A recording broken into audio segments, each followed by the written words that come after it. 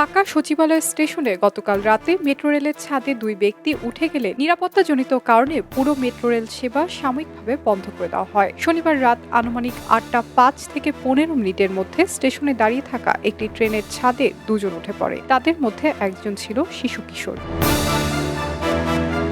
ঘটনার পর পুলিশ এবং মেট্রো রেল নিরাপত্তা দল কিশোরটিকে নিরাপদে নামানোর চেষ্টা করে।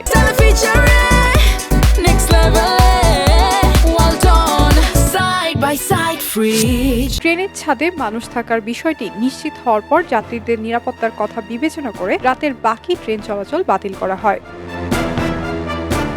পরে গণমাধ্যম কিশোরটির সাথে কথা বললে কিশোরটি জানায় সে একজন পথশিশু, তার বাবা মা কেউ নেই, তার এক ভাই আখাউড়ায় থাকে। সেই ভাইয়ের কাছে যাওয়ার উদ্দেশ্যে সে ট্রেনের ছাদে উঠেছিল। কিশোরের দাবি তার ভাই ইমন তাকে ট্রেনের ছাদে ওঠার কৌশল শিখিয়েছে। নিষেধ করলে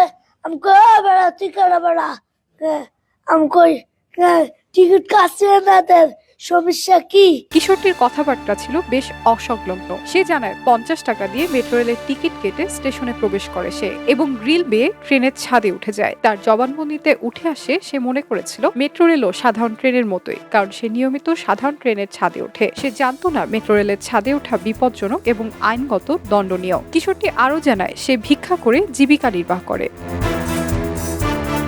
গতকাল রাতে উদ্ধার করা ছেলেটিকে আইন শৃঙ্খলা বাহিনীর হেফাজতে দেওয়া হয়েছে বলে জানিয়েছে মেট্রো রেল নির্মাণ এবং পরিচালনাকারী প্রতিষ্ঠান ঢাকা ম্যাস ট্রানজিট কোম্পানি লিমিটেডের ব্যবস্থাপনা পরিচালক মোহাম্মদ ফারুক আহমেদ। পরে আইন শৃঙ্খলা রক্ষাকারী বাহিনী জানায় শিশুটিকে কিশোর সংশোধনাগারে পাঠানো হয়েছে।